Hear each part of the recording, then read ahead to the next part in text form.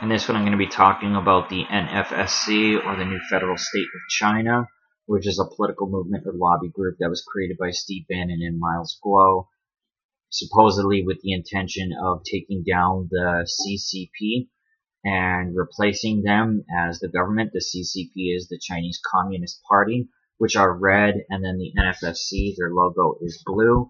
Just like liberals and conservatives, or Republicans and Democrats, you see the narrative controlled on both sides. So the NFSC is basically CCP light, as I'll be referring to them at times. So also in my last few videos, I've talked about the Court of Ages and Syndicate Courier, and how she's working towards some kind of transition to natural law. As to what she means by natural law, you can look in her Law of the Land handbook, or look at the Court of Ages, and I'll be leaving links in the description to videos that I have made on the Court of Ages. But it's essentially asserting here that Russia and China are to assist the United States in a quote-unquote peaceful transition to natural law, and she's saying that Russia and China are here in North America to assist and not to take over, which is utter BS. I don't want to say that the CCP or the CIA or certain alphabet agencies are the public enemy number one, so to speak. But what happens is people sometimes like to point a finger in one direction and get you fixated on one thing. And essentially, too, as well, that with this kind of a thing, you have fifth generation warfare was the term I was thinking of. And fifth generation, so you think the number 5, like a pentagram, there's 4 elements plus the fifth, like ether or dark matter or whatever you want to call it. 5 represents opening gates in the occult. So fifth generation warfare, literally like an entryway. So in this case, I'm referring to using immigration as a weapon. And so what happens is we're going to look at a front organization that the CCP actually has in the time of the video, United Front.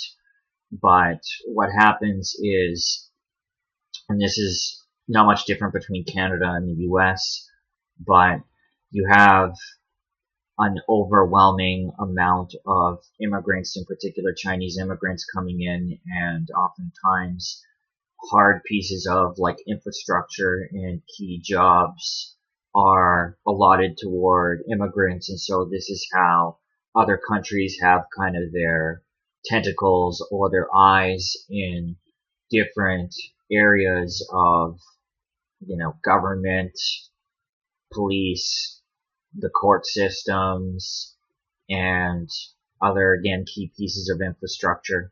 So with that being said, anyway, moving forward, they consistently use terms like this in the video in order to describe this particular thing. And again, I'm sorry for the awkward choice of words here. I want to leave this video on YouTube.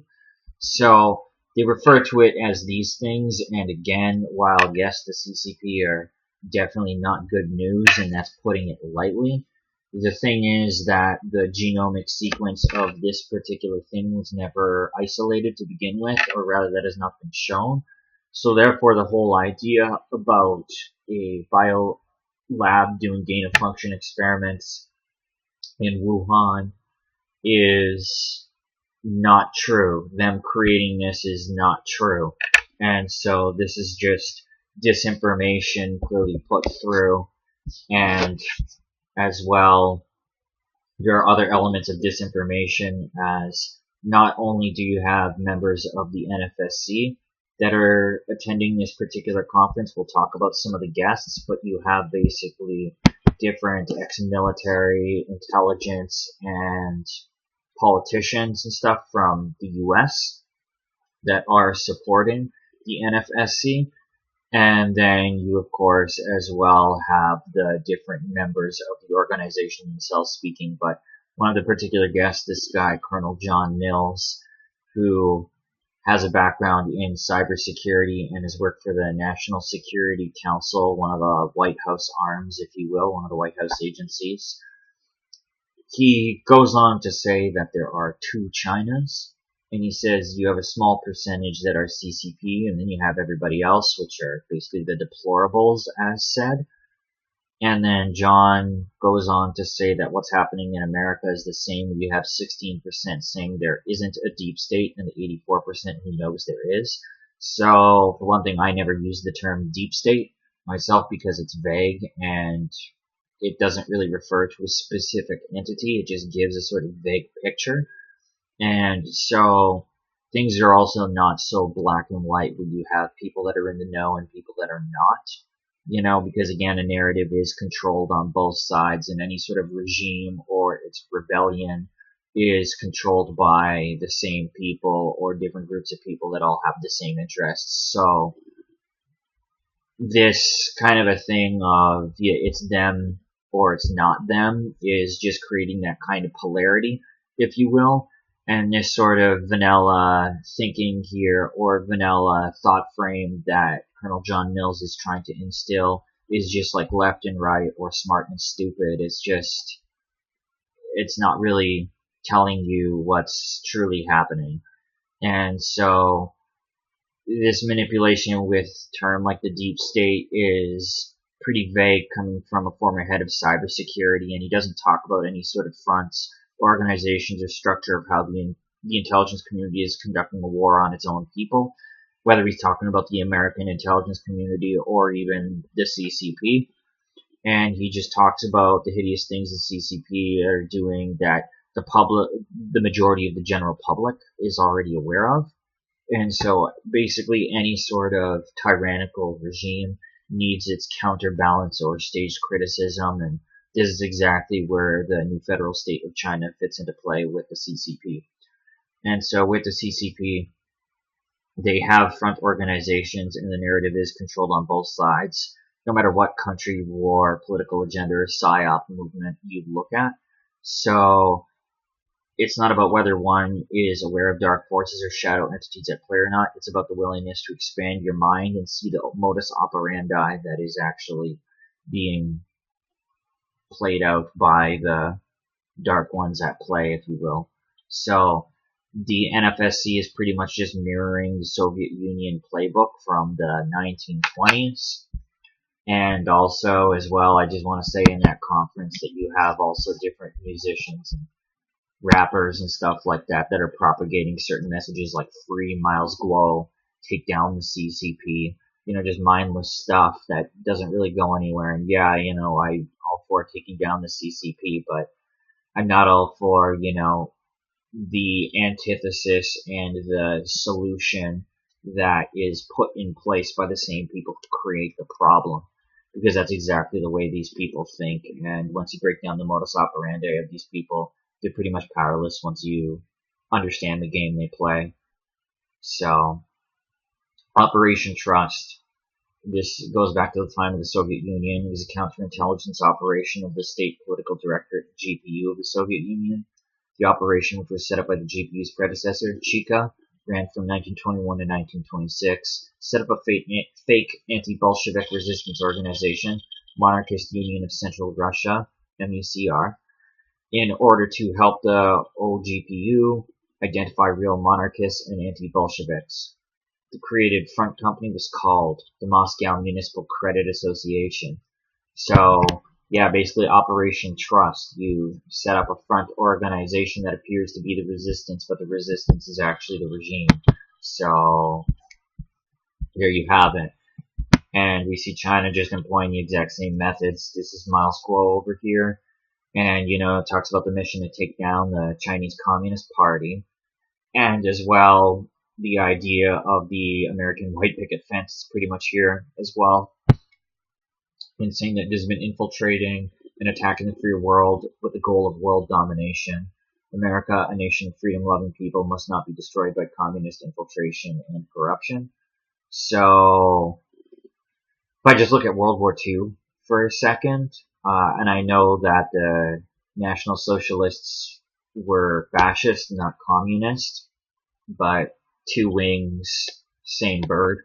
So, what I'm saying is that, there's this notion of the Axis taking away our freedoms and soldiers, fighting for our freedoms that we supposedly have today, but the reality of that matter is that Switzerland funded both sides of World War II, the Axis and the Allies.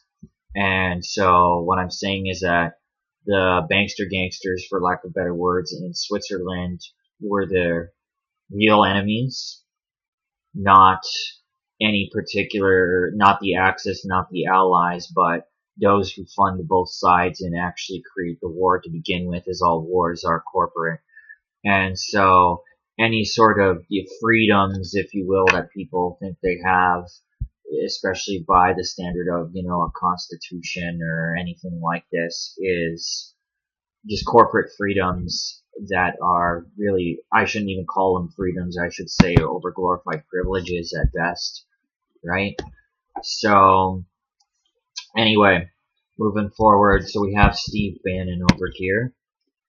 He has an MBA at Harvard, MA at Georgetown University, bachelor's degree at the Virginia Polytechnic Institute and State University, and he's former chief strategist and senior counselor to President Trump, ruled at BBC News, gave him a direct line to President Trump, and Trump initially appointed Bannon as campaign CEO in August 2016, and then appointed him to the White House position following his victory. Bannon was dismissed from his White House position in August of 2017, and was formerly the executive chair of Breitbart News. And he took a leave of absence from Breitbart while working on Trump's campaign. After Trump's election, Bannon announced his resignation. And after losing his position in the Trump administration, Bannon announced he would return to Breitbart. But on January 9, 2018, he announced he would be stepping down from Breitbart News, reportedly forced by one-time patron Rebecca Mercer, and after remarks attributed to Bannon in a new book questioning President Trump's mental fitness. Bannon has also worked at Goldman Sachs as an investment banker after serving as an officer in the U.S. Navy for 7 years. And in 1990, Bannon and Company, a boutique investment bank specializing in media, he briefly worked in the entertainment business, obtaining stakes in 5 television shows, including Seinfeld. But could not resist. Anyway, after selling off Bannon and Company, he briefly worked as an executive producer of 5 movies, including Anthony Hopkins' 1999 Oscar-nominated Titus. He produced a number of movies, including a documentary on Ronald Reagan titled In the Face of Evil, as well as Fire from the Heartland, The Awakening of the Conservative Woman, The Undefeated on Sarah Palin, and Occupy Unmasked. And he is the executive chairman and co-founder of the Government Accountability Institute, a conservative nonprofit investigative research organization that conducted research for the 2015 book Clinton Cash and received significant funding from the Mercer Foundation. And Rebecca Mercer is also a GAI board member. GAI maintains ties to a range of conservative groups, including Citizens United, the American Conservative Union, Young America's Foundation, and the Hoover Institution, and through its key staff and board members. And as well, the Mercer family provided the initial $10 million to help Steve Bannon start up Breitbart News. Since then, the site has become very successful, outdoing the Huffington Post and ranking as the 29th most popular site in America. That's what The Guardian reported. And as well, Rebecca Mercer, she is a funder and board member of the Government Accountability Institute. As I've already said, excuse me, just got lost there a moment. So an executive order by Donald Trump formally had Steve Bannon a seat on the National Security Council's Principals Committee.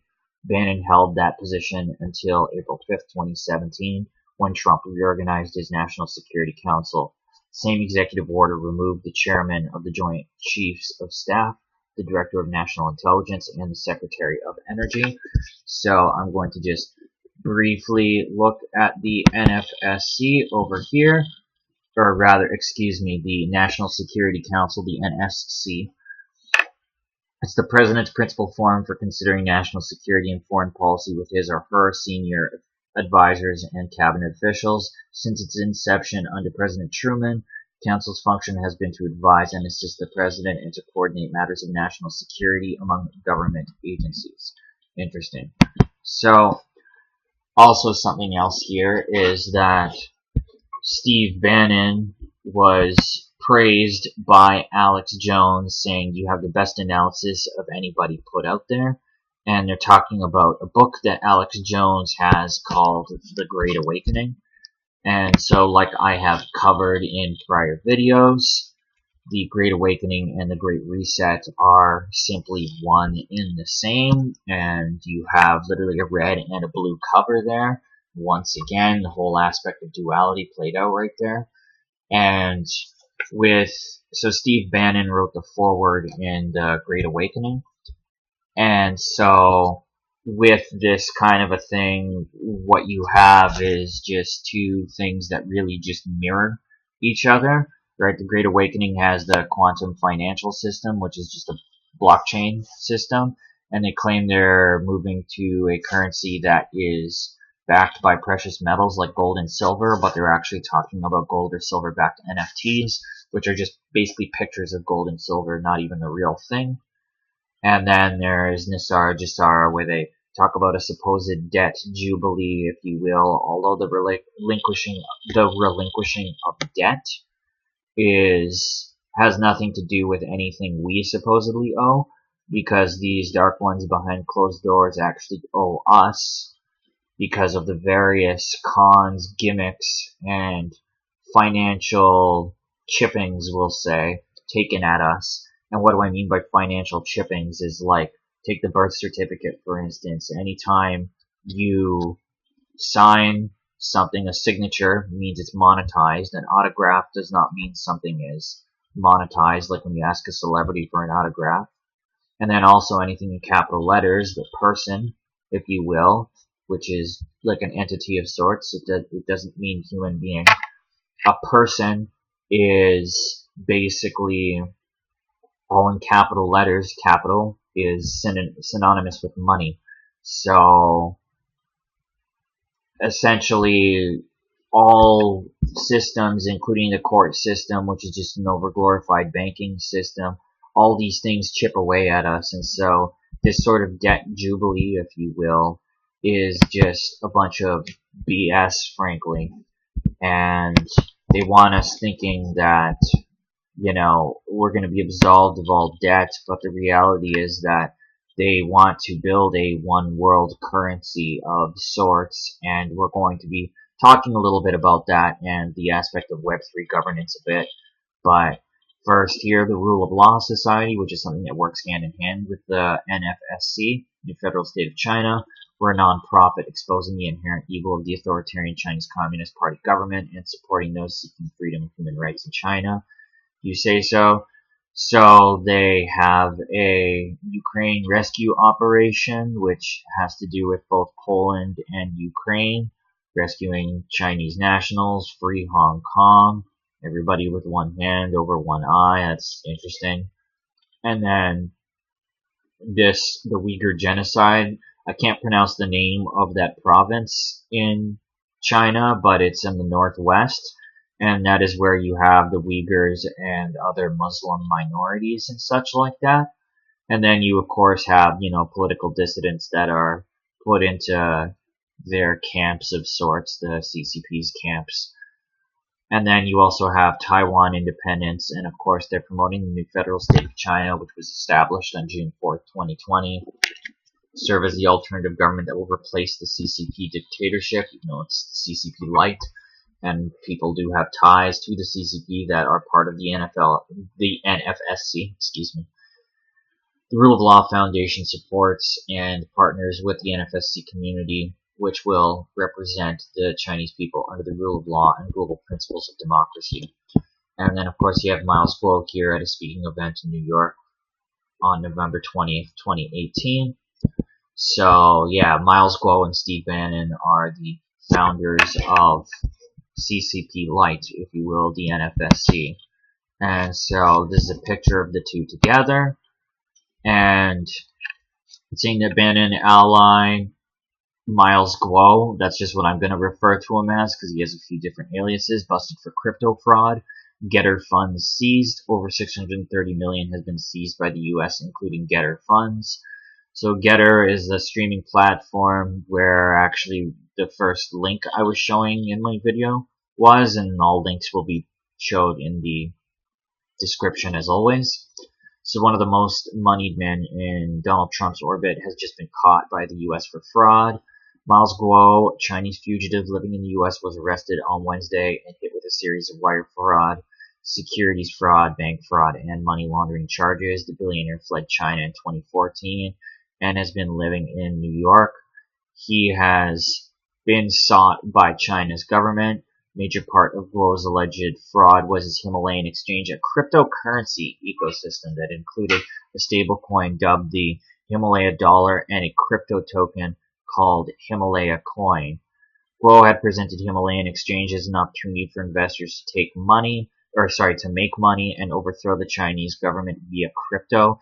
In reality, their investments were, it appears, going directly into Guo's bank accounts. Guo allegedly bilked $262 million out of his victims under this scheme, and since arriving in the U.S., Guo has been associated with figures in conservative politics, and in July 2021, former Trump administration communications director Jason Miller launched a brand new alternative social media platform for conservatives called Getter, shortly after a report from the Daily Beast uncovered that Guo was a major financial backer of the social network, interestingly enough. So, okay, with this stuff seizing accounts that have to do with crypto here, this is kind of similar to like how different funds were seized in the truck convoy, and that included crypto related assets. So the thing is, this is a way for people to experiment with different forms of Web3 governance, right? So the internet came in 3 different phases. We have Web 1, where there was just like blogs and stuff like that. Web 2, where there was that interactive sense and you could have a profile on different things, like social media basically is like Web 2. Definitive example of it. And then Web 3 is the blockchain. So you'll see that different banks and stuff are experimenting with that too. So that's why I think that this particular scheme actually unfolds, and we're going to talk about how Miles Guo is actually associated with the CCP, the Chinese Communist Party, along with William Xi. We'll get there. So William Xi, who is business partner of Miles Guo, serves as CEO of Hamilton Investment Management, global fund manager with his multi-billion assets under management. His portfolio encompasses investments in licensed banks, crypto exchanges, payment systems, fintech, and blockchain companies, social media projects, and algorithmic trading funds. He was served as the chairman of Equity Capital Markets, Greater China at Macquarie Banking Group for a decade, where he oversaw the bank's Greater China capital markets and principal investment activities. Prior to his tenure at Macquarie, Mr. Xi served as the joint venture partner and managing director of China Merchant Securities Hong Kong Limited, where he played a key role in building the company's business in Hong Kong from its inception. In addition to his previous roles, Mr. Xi has served as executive director at this particular firm and as board member of securities arm, and he was also director and head of business development at Dresner Kleinwort Wasserstein, and a vice president at NatWest Markets. Sorry for the pronunciation there, shouldn't have tried. These are some of the networks he spoke on, like Bloomberg, Forbes, Financial Times, Tech Journal, iTunes, etc. So now I'm going to move forward, talk a little bit more about this crypto thing and a little bit about William G's ties and that kind of thing. So this article is called Challenges and Opportunities with Developing a Global Regulatory Framework by William G. And so it says here that he was also the founder of Himalaya Exchange, global digital exchange with a full ecosystem, including a blockchain, payment app, stablecoin, and trading coin. Prior to that, Mr. G was the chairman of Equity Capital Markets Greater China at the Macquarie Banking Group for 10 years, managing its Greater China capital markets and principal investment activities. Okay, so yeah, he is founder of Himalaya Exchange, which Miles Guo was a part of. And then also we're going to be talking about ACA Capital as well a little bit. It says that the Hamilton Investment Management is basically a long, biased, value-oriented investment management firm serving world-renowned institutional investors who invest in a broad spectrum of private equity investments and digital assets via the Hamilton Fund. Okay, so now to move forward just a little bit here, it's interesting how I was talking about the blockchain and, the myth of gold-backed currency with this Jasara thing, just gold-backed NFTs. Financial institutions and investors alike have been divided on the topic of whether cryptocurrencies should be considered an asset class. This isn't surprising considering that throughout the course of recent history, cryptocurrencies went from being regarded as a channel for money laundering to becoming a serious proposition for investors very quickly. It now is not just for the opportune amateur investors that have got caught up in the media hype, as even big businesses and knowledgeable entrepreneurs, including Elon Musk, have their eyes on the digital currency, and many consider it as a genuine form of payment as a result. Now we can see major banks testing the crypto waters as they're simultaneously entering the race to set up their crypto-related operations. This article is from 2021, by the way. Amongst these are the likes of Morgan Stanley and Bank of America creating their own crypto-focused research divisions. State Street, which is one of these upper echelon financial firms, not quite as big as BlackRock or Vanguard, but you'll almost always see State Street within the shareholders section on Yahoo Finance when you look at who the shareholders are for different corporations. So State Street revealed their dedicated digital finance division to the public, and following this, JP Morgan and Goldman Sachs have started rolling out their own crypto trading assistances and services. Alright, so, and of course we could see here, this is without a doubt a new asset class and one that will increasingly gain acceptance and the participation of institutional investors as time goes on, of course. So through means of social engineering and such, the idea of the blockchain using Bitcoin, whatever, a lot of people, don't think anything of it, whatever. But the thing is, being that blockchain firms always partner with digital ID firms, and what I have already explained about, the quantum financial system and that kind of nonsense with the Great Awakening, it is connected to something much bigger, and this is where Web3 governance comes into play, the use of the internet and its intermingling with the blockchain. And so with this, you see the future of the blockchain, human DNA, as new digital wallets. And this is up basically James Scott's alley, as James Scott is a guy who brought the term biodigital convergence to mind, or to my knowing, I guess. And biodigital convergence is a term used by Policy Horizons in Canada, which is something created by the Privy Council. So even though I'm primarily talking about the States and China here, I am Canadian, by the way, so people are aware. So obviously certain things like the National Security Council and certain, White House entities and stuff I'm not the most familiar with, so people can always fill in whatever they want in the comments. But anyway, being that James Scott is the guy who introduced me to the term biodigital convergence, I must say that when reading things like Agenda 21 or, the Paris Agreement or things like this, all of these different aspects, controlling carbon-based life, reducing carbon-based life, all that, all of these little agendas, if you will, all lead toward the amalgamation of biological and digital life.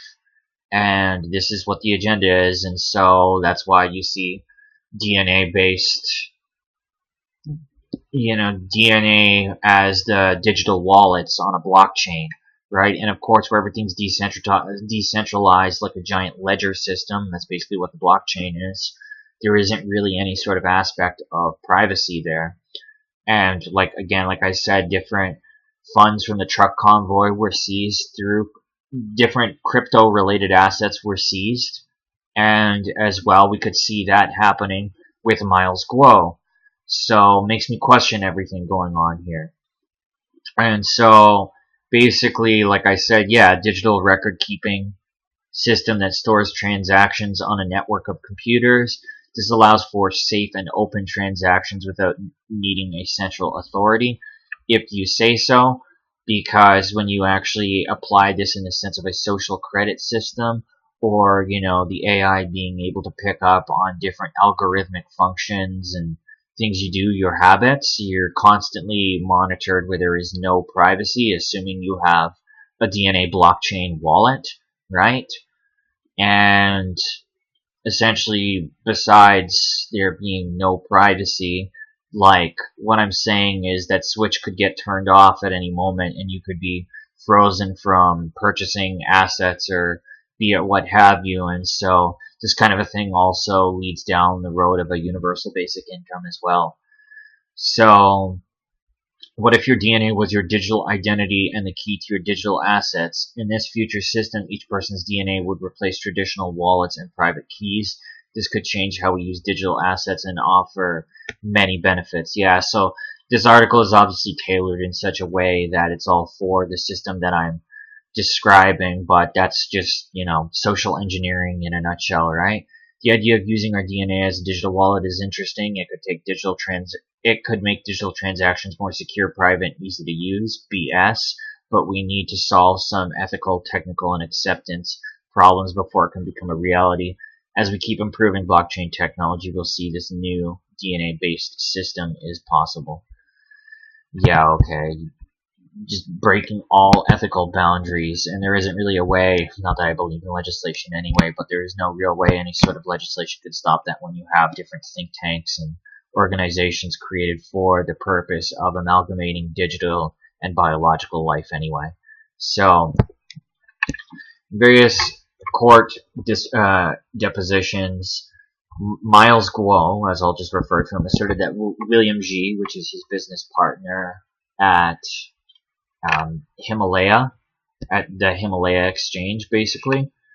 And William G. is also part of the ACA Capital. So it's asserted that William G. is an anti-CCP activist, but under oath and self-contradictory accounts, his relationship with Miles Guo's relationship with ACA Capital is controlled by William G. And basically, Miles Guo and William G. basically connecting them, or they've either purposely turned a blind eye or they've missed connecting Miles Guo and William G. to the United Front Work Department agent. And this failure has resulted in the media being unable to identify the extent of the CCP's United Front psychological warfare conducted in the Western world. So the ACA Capital is just a CCP front, and the United Front Work Department is basically what is used in a way to create front organizations or to send people abroad on tasks where, I think I threw the term fifth generation warfare out there, but basically that's how the United Front Work Department functions. And so ACA Capital is affiliated with the United Front. And because of the, basically complexity here, what happens is many media journalists are reluctant to dive into the issue, and few journalists start investigating Chinese intelligence operations as they're overwhelmed by the practice of the Chinese dividing their operations among multiple agents and useful idiots, which creates a Rubik's Cube of interlocking relationships that are subtly connected.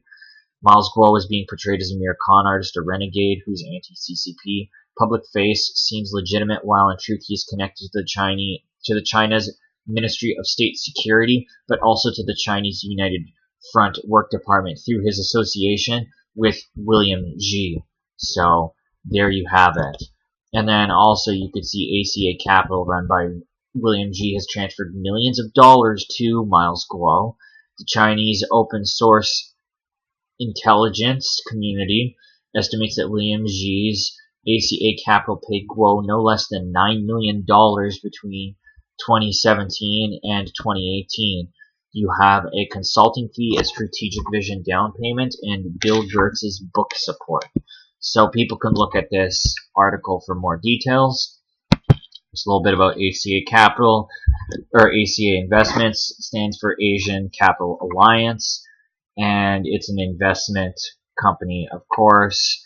And investment companies come in many shapes and sizes, but a distinguishing feature at ACA is the way all of our business activities are directed toward creating corporate value. And so here you have the law firm Hodgson Ross that admits it was paid by ACA Capital to sue people for Miles Guo. ACA is a Hong Kong shell company run by Chinese Communist Party operative and whose director is in Chongqing, China. When asked if he is still a CCP spy, Guo refused to answer. And so here you have the court document just a little bit bigger so people can see, and the Twitter link and all links will be in the description anyway.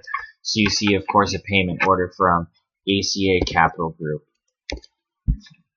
And this is China's United Front Work Department. So it's inspired by the Leninist theory of uniting lesser enemies to defeat greater ones. It's been a key element of the CCP strategy to consolidate its hold on power both domestically and internationally since the party's founding. So Leninists, so Vladimir Lenin, the former head of the Soviet Union, who, ran Operation Trust basically. Both sides of the narrative are always controlled in history, like I've said. And the famous quote of Vladimir Lenin is, "The best way to control the opposition is to lead it ourselves." So the regime and the rebellion are always controlled by the same people. First incarnation of the United Front Work was an attempt to join and subvert the then ruling nationalist government, the Kuomintang, in the early 1920s. The CCP then formed an alliance of convenience with the Kuomintang to discourage it from trying to wipe out the fledgling CCP while uniting their efforts against Japan. According to Gary Groot, senior lecturer at the University of Adelaide and renowned expert on the United Front, the campaign evolved into a systematic effort to recruit fellow travelers, mostly famous intellectuals, writers, teachers, students, publishers, business people who were not necessarily themselves communists, though through co-opting or subverting potential opponents, the CCP has proven highly successful in neutralizing large-scale or open political opposition, including from religious groups and ethnic minorities, while incentivizing public displays of loyalty to the CCP. It's also trying to use this strategy against the rising Chinese middle class and other new groups of potential opposition. Since its early success inside China, the CCP has extended its United Front Work overseas to influence foreign individuals in the policies of foreign states to serve Beijing's interests. According to a UFWD training manual from 2014 reviewed by Financial Times, an important goal of United Front Work is to unite all forces that can be united to thwart enemy forces abroad. Within China, United Front Work is carried out by CCP's United Front Work Department. And so, United Front Work Department, which is the primary organization responsible for United Front Work within China and United Front operations targeting Chinese communities abroad, is a high-level party body that reports directly to the CCP's Central Committee. UFWD follows the directions of China's broader United Front strategy set forth by the CPPCC, a coordinating body led by a member of the party's Politburo Standing Committee that brings together representatives of China's other interest groups under the CCP's overall leadership. UFWD comprises 4 subordinate offices and 9 specialized bureaus, each dealing with a particular targeted group, such as China's 8 officially approved non-communist political parties, ethnic minorities, and Chinese communities overseas. President Xi recently expanded the UFWD by establishing 2 new bureaus, one which targets representatives of the new social classes, is responsible for garnering support from China's new middle class, and the other cultivates loyalty and suppresses separatism in the northwestern province, the Uyghur Autonomous Region of Western China, home to the Uyghur ethnic group and other Muslim minorities. Yeah, so anyway, as well, just a little fun fact here about China is that the UN Training Center is in China, and I'm pretty sure the UN gets the majority of its equipment and weapons from China, and I think China gets a large portion of their weapons and stuff from Russia. And as well, the United Nations have basically their head of operations, their headquarters is in New York, and so you also have the head of the UN, like the UN police training is in China. So I think that that's interesting, and it was New York that was the first city to report directly to the United Nations on the Sustainable Development Agenda. So now I'm going to show you, this is Connie Morgan, one of the main supporters of the NFSC, the new federal state of China. And so she claims that the Morgan family didn't take the ch-ch, if that makes sense, because of the whistle blowing of Miles Guo. So way to keep the hopium going there, Connie. And it's interesting too because, you know, they also talk about the quote-unquote poison that people were coerced to take, if you will, through that of the coercive measures that were taking place.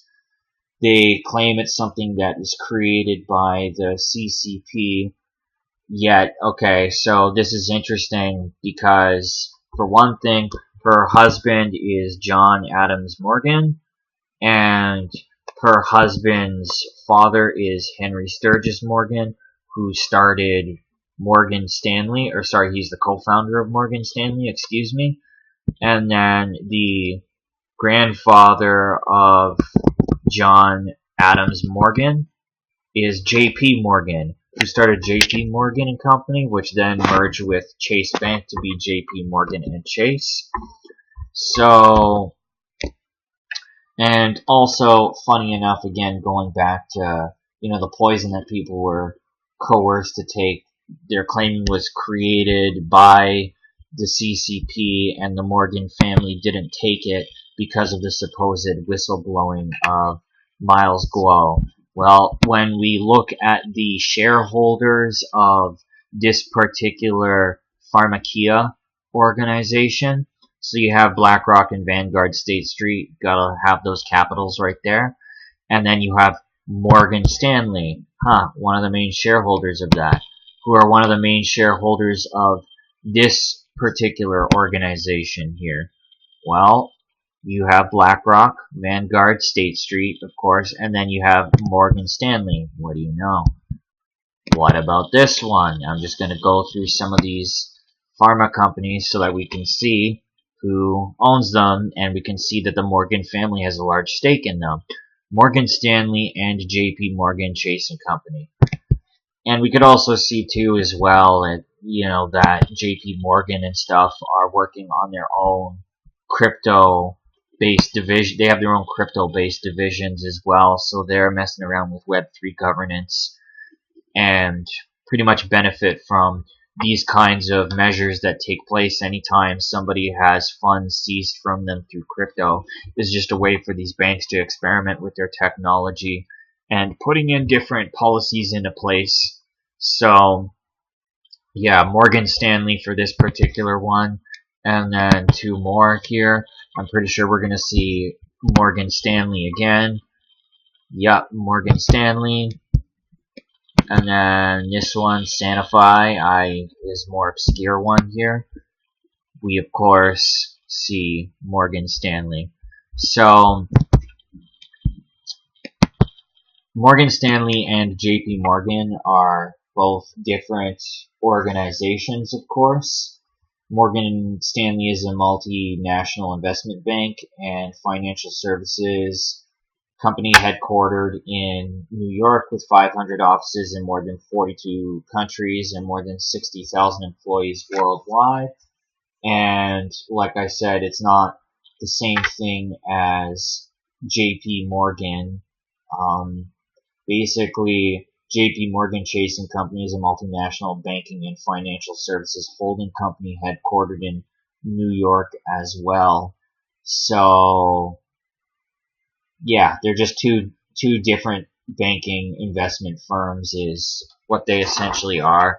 And it's interesting that they are the ones supporting the new federal state of China and labeling all these various things such as the poisons and the fictitious illness as being created by China, yet they're perpetuating these lies, and the Morgan family literally are major shareholders of the major pharma companies that were pushing the poisons during the time of coercive measures having taken place. Again, sorry for the awkward choice of words. I want to leave this one on YouTube here. But if anybody has any questions, they can feel free to reach out. They can go into the comment box here, or they can reach me on Facebook at Matt Unseated. There is no the. So thanks for watching, everybody. Take care of yourselves and take down the CCP. Thanks.